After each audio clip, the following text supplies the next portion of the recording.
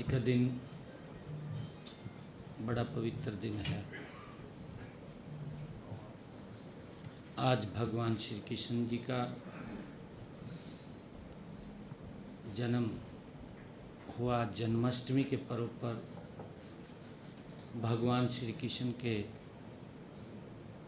जन्म को पूरी दुनिया के अंदर हर्षोल्लास के साथ मनाते हैं सभी श्रद्धालुगण। भगवान श्री कृष्ण का जीवन जो उनसे हमें प्रेरणा मिलती है, उनसे प्रेरणा मिलती है। व्यक्ति कितना भी ऊंचा हो, गरीब व्यक्ति को गले लगाने का वो प्रेरणा जो भगवान श्री कृष्ण और सुदामा जी की एक बड़ा मार्मिक चित्रण कि गरीब व्यक्ति को कैसे सशक्त मजबूत किया जाए।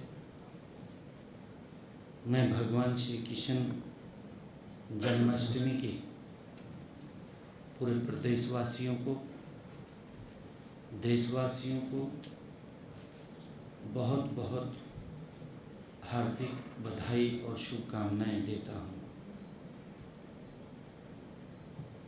आज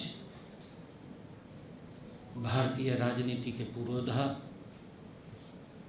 जो अपनी एक शैली में लोकसभा में भी विपक्ष को शांत कर देते थे, जिन्होंने भारतीय राजनीति के एक आयाम को बदल दिया, जिस पुरोधा ने आज़ादी के बाद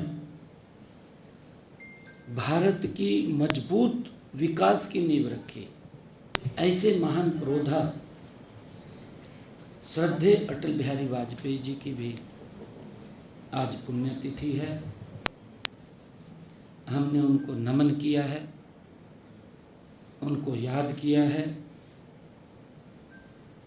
और आज का यह आयोजन अपने परिवार के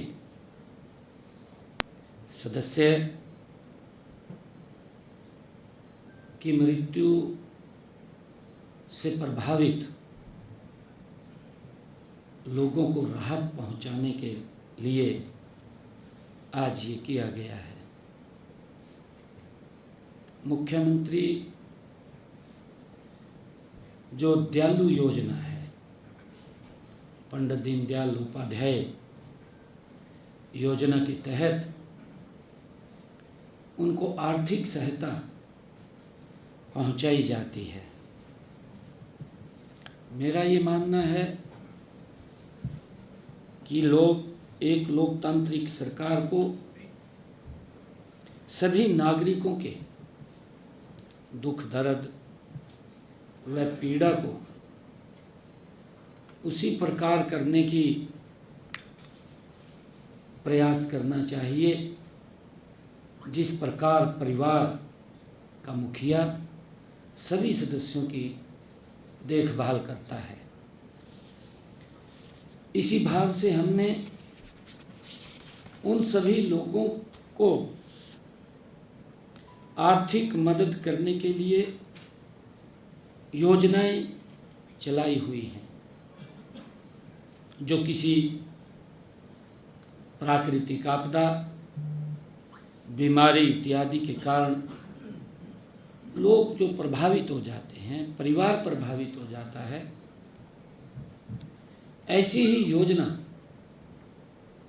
दीनदयाल उपाध्याय अंत्योदय परिवार सुरक्षा योजना हरियाणा सरकार ने चलाई हुई है। इस दयालु योजना भी कहा जाता है क्योंकि शॉर्ट नाम में इसको दयालु योजना का नाम दिया गया है। आज इसके तहत 2020 परिवारों के खाते में 76 करोड़ रुपए की आर्थिक सहायता आज भेजी है। जो परिवार का मुखिया अगर चला जाता है, परिवार का कोई सदस्य चला जाता है, परिवार के ऊपर एक दुखों का पहाड़ टूट जाता है, तो सरकार उसकी सहायता के लिए तवित्रित आगे हाथ बढ़ा करके उसको एक संबल देने का काम करती है।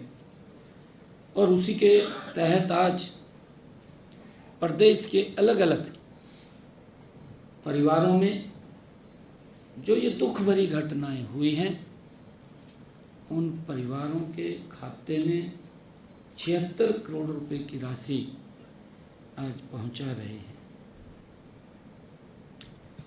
मुझे आज से पहले इस योजना में 36,651 परिवारों को 1,380 करोड़ रुपए की आर्थिक सहायता ये पहुंचाई गई है। जब से ये योजना 1 अप्रैल 2023 से इसका शुभारंभ किया है।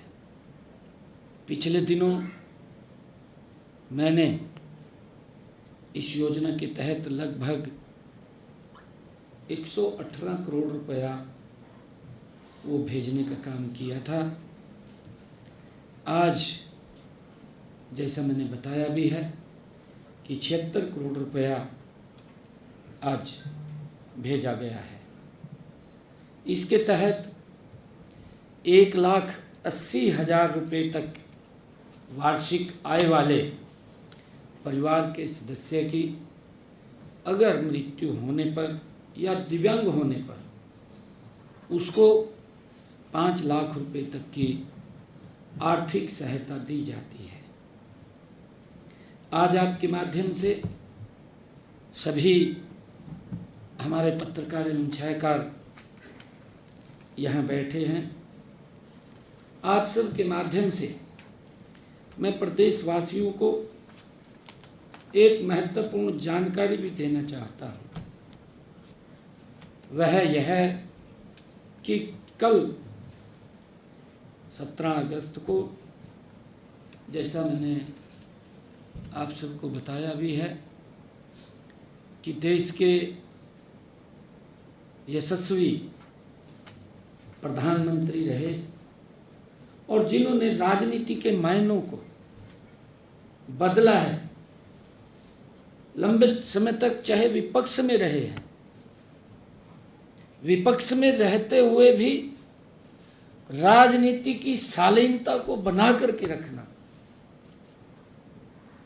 विपक्ष में रहते हुए अगर सरकार कोई जनता की आवाज के विरुद्ध काम करती थी तो उसको अपनी भाषा के अंदर सरकार को सचेत करना, एक ऐसा व्यक्तित्व जो इस भारत की राजनीति में एक केंद्र बिंदु रहा। परंतु दुर्भाग्यपूर्ण है आज का विपक्ष। मैं कहना चाहूंगा कांग्रेस के लोगों को भी कि अटल बिहारी वाजपेयी जी की जीवनी को पढ़ें और उसकी जीवनी को समझें। बहुत सारे बड़े नेताओं के साथ कांग्रेस के अटल बिहारी वाजपेयी जी ने उस लोकसभा में काम किया है। उन्होंने उनके आचरण को देखा है, उन्होंने उसके व्यवहार को देखा है, किस तरीके से विपक्ष की आवाज बनकर के वो बात को रखते थे। आज कांग्रेस को उनसे सीखना चाहिए, अटल बिहारी वाजपेयी जी से सीखना चाहिए। माननीय प्रधानमंत्री जी कल दिल्ली में देश के यशस्वी प्रधानमंत्री नरेंद्र मोदी जी कल दिल्ली में हरियाणा प्रदेश को भी 2 बड़ी परियोजनाओं की सौगात देने के लिए वो दिल्ली से देंगे। मैं भी वहाँ उपस्थित रहूँगा। माननीय प्रधानमंत्री जी दिल्ली के रोहिणी से लगभग दिल्ली एनसीआर को, हरियाणा को और दिल्ली को 11,000 करोड़ रुपए की लागत की 6 सड़क परियोजनाओं का उद्घाटन करेंगे। पिछले 11 वर्षों में भारत मां के लाल नरेंद्र मोदी जी ने बिना थके, बिना रुके देश को गति से बदलने का काम किया है। आदरणीय मोदी जी ने देश का सम्मान दुनिया के अंदर अग्रणी स्थान के ऊपर लेकर के आए हैं। अगर हम देखें इन्हीं 11 वर्षों में नरेंद्र मोदी जी भारत को दुनिया की 4 आर्थिक स्थिति के अंदर मजबूत आर्थिक स्थिति के रूप में भारत को ला करके खड़ा कर देते हैं 11 वर्षों में। देश के चाहे इंफ्रास्ट्रक्चर की बात हो, देश के अन्य विकास की बात हो, देश के आम जन के जीवन को सरल करने की बात हो, देश के गरीब तक योजनाबद्ध तरीके से लाभ पहुंचाने की बात हो, या देश के गरीब व्यक्ति को गरीबी से बाहर निकालने की बात हो, मोदी जी आज भगवान श्री कृष्ण का जन्मदिन है, जन्माष्टमी का पर्व है। मैंने कहा है कि भगवान श्री कृष्ण के जीवन से हमें प्रेरणा मिलती है, किस प्रकार से जमीन से गरीब व्यक्ति को उठा करके अपनी छाती का लगाने का काम करते थे। आदरणीय नरेंद्र मोदी जी पिछले 11 वर्षों में गरीब व्यक्ति को धरातल से उठा करके आजादी के बाद अपनी छाती का लगाने का काम नरेंद्र मोदी जी कर रहे हैं, उनको सशक्त मजबूत कर रहे हैं। ये प्रेरणा हमारे महापुरुषों से मिलती है और उनके दिखाए हुए मार्ग के ऊपर ये सरकारें चल रही हैं। मुझे खुशी है कि इनमें से 2 परियोजनाएं वो हरियाणा को जोड़ रही है। इनमें अर्बन एक्सटेंशन रोड 2 परियोजना के अंतर्गत सोनीपत और बहादुरगढ़ के लिए 2 नए 4 लेन संपर्क मार्ग का निर्माण शामिल है। इन पर लगभग 2,000 करोड़ रुपए की लागत आएगी। इनमें एनसीआर क्षेत्र को ट्रैफिक जाम लंबे समय से हम देखते थे, क्योंकि मैं भी, आप सबको भी मालूम है, मुझे भी मालूम है, 2014 से पहले अगर किसी व्यक्ति को दिल्ली जाना होता था तो 10 बार सोचता था, जाऊं ना जाऊं, जाऊं या ना जाऊं, जाम में फंसा रहूंगा। 4-4 घंटे 5-5 घंटे जाम में फंसे रहते थे। आदरणीय मोदी जी ने हर व्यक्ति के जीवन को सरल किया है। जो जाम और कनेक्टिविटी की चुनौतियों से अब और मुक्ति मिलेगी। ये परियोजनाएं इस क्षेत्र में विश्व स्तरीय बुनियादी ढांचे के निर्माण की हमारी डबल इंजन की सरकार की प्रतिबद्धता है, ये उसका प्रतीक है।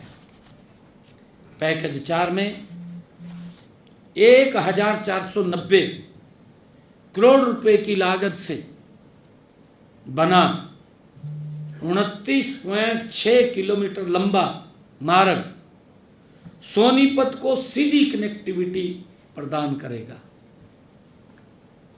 यह अब NH-44 के भारी ट्रैफिक और जाम से भी मुक्ति दिलाएगा।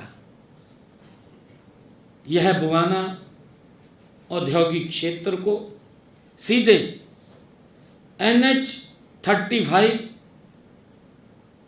NH-352 ए यानी कि जींद गोहाना मार्ग से जोड़कर जो हमारे व्यापारी भाई हैं और जो उद्योग को नई गति प्रदान ये करेगा। हमारे औद्योगिक क्षेत्र में काम करने वाले लोग हैं, उनके जीवन को एक सरल सुगम बनाने का काम हमारी इस कनेक्टिविटी से होगा।